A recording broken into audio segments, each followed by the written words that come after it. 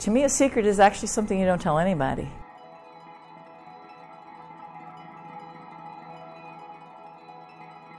Having a secret doesn't make me feel lonely. It makes me feel at least a little in control of the situation.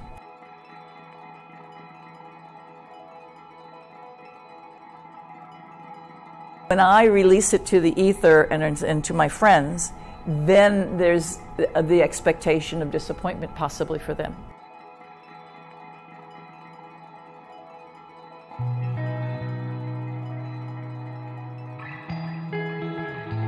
The pressure was very, very big.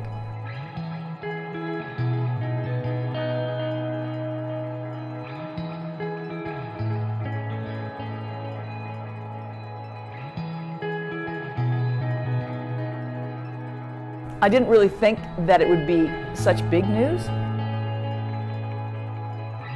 But then when we came home that night, we saw all the newspapers, front and center, back, everything. It was just amazing. And that's kind of when I knew my life would change.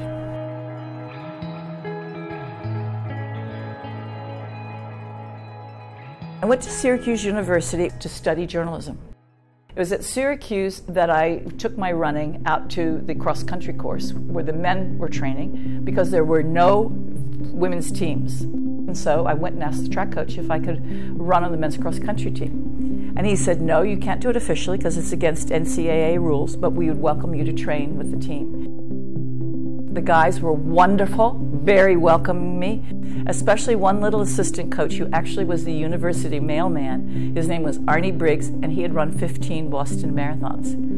I was so slow that Arnie ran with me every day and brought me along with these wonderful stories of the Boston Marathon. Until one night, a snowy, blizzardy night in Syracuse, we were running 10 miles, and I told him I wanted to run the Boston Marathon. He said, no, a woman can't do it because women are too weak and too fragile. And I got angry, we argued, and finally he said, look, if any woman could do it, you could do it, but you'd have to show me first in practice.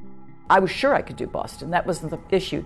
I didn't want to make a fuss of it and feel pressure for them in case something happened and I couldn't do it. So I didn't tell anybody, even my parents, until the night before. When you share a very dark or intimate or aspirational secret with somebody, it can change the relationship entirely, of course, because either that person trusts you with the secret and maybe even advises you and is there to console or confide or comfort you, or they blab it around and betray you. Arnie and I were so close. You know, he wasn't like a substitute boyfriend, he wasn't a father figure, he was like my best friend. He wasn't going to tell anybody because he knew I didn't want the additional pressure. And so we didn't even need to talk about it to each other. It's like we were mind readers. When I proved to him in practice that I could do it, they came over to my dorm with the application and the rule book because I said, Arnie, you know, I don't know why I have to enter this race. Why can't I just go and run? And he said, you can't do that. This is the Boston Marathon. It's a serious race. You got to fill out your entry form. So I signed the entry form, fill out the entry form, signed it, Kathrine Switzer, from all my days of wanting to be a sports writer, paid my $2 entry fee, got my medical certificate. Arnie got the travel permit, and then the entry form went in. Here is the growth of the secret is that unbeknownst to me, you know, signing KV Switzer meant that the officials thought that KV was a guy, and they gave me a bib number. It wasn't done to defraud them, because, you know, I knew I could do the distance, and Arnie said there's nothing in the rule book, and there was nothing on the entry form against gender, you know, about gender. So I said, I'm going to be noticed at Boston. And he said, I know. He said, and I'm proud of you. I told Arnie not to tell anybody, okay, but I had told Tom, my boyfriend, at a bar, you know, 3 weeks before. And then Tommy Leonard, a guy on this cross-country team, had decided he would run as well. So he knew I was going to run. He didn't tell anybody. But then my boyfriend blabbed it to the track coach. And the track coach bet him a bottle of whiskey that I couldn't finish the race. And I was really, really annoyed with him. And I felt that was a breach of the trust that we had. The night before the race, when I was packing my stuff, my roommates, I had 2 roommates at Syracuse, wanted to know what was going on. I said, okay, listen, I got to hold you guys to secrecy, but I'm going up to Boston to run the Boston Marathon. Well, they didn't have any idea what the Boston Marathon was, so it wasn't a big deal. They weren't going to tell anybody because it didn't mean anything to them. And then when I got to Boston, I thought, well, I'd really better tell my parents in case there is any kind of news and in case anything happens to me, you know. They should know I'm here. So I called them from the motel and said that I was going to run. It was about 10 o'clock at night, and my dad was wonderful. I often thank my parents for giving me the ability to take big risks and to have big dreams and to have a good opinion of myself, but that came with a net of security that many people don't have. You know, he had no idea what the Boston Marathon was either. I said, well, it's 26 miles, 385 yards. And he said, well, kid, you can do it. I swore one professor to secrecy, and I said, you can let everybody know at noon tomorrow, because he was very excited. And as he started his class at noon, he went like this. And today, high noon, at Hopkinton, Kathrine Switzer, your classmate, is beginning the Boston Marathon. And the sports editor of the DO was in the class, and he said, what? And he said, she didn't tell me, because I was writing for the DO at the time. So that was it. Those are the only people who knew. It was snowing and sleeting on the morning of the Boston Marathon. And Arnie went in and picked up our team packet, came out with the envelope of all the numbers, so we didn't have to go in individually. And I had on my baggy gray sweatsuit that I was going to throw away. And the weather was so bad, I had to keep it on. Everybody was clamoring for any kind of hat or gloves or anything they could get. It was so miserable. And at the starting line, the officials pushed me into the starting pen with all of the guys, obviously thought that I was a guy. It wasn't then until the official attacked me at the 2-mile mark, which was out of the blue, just completely blindsided me, that everything changed. Jock Semple, the co-race director of the Boston Marathon, jumped off the press bus and grabbed me and screamed at me, get the hell out of my race and give me those numbers, and tried to rip my bib numbers off. I was terrified. I was utterly terrified. I just was left breathless. Little Arnie, my coach, was screaming, you know, leave her alone, she's okay, I've trained her. And my boyfriend came running full tilt and hit the official, threw him out of the race.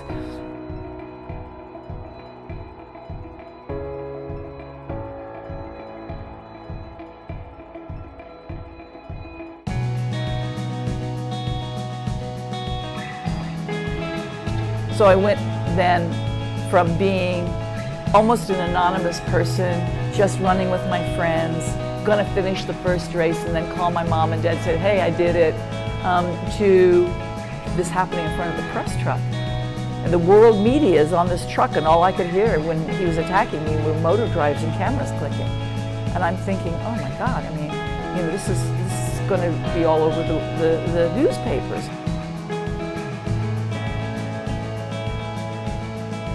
Then the pressure was very, very big. I had to finish the race. And I said to Arnie, I said, I'm gonna have to finish this race on my hands and my knees if I have to. I have to finish the race. If I don't finish the race, nobody's gonna believe women can do this. People are gonna think I'm a clown, and that guy, Jock Semple, is going to win. And I said, he's wrong, I've got to finish the race.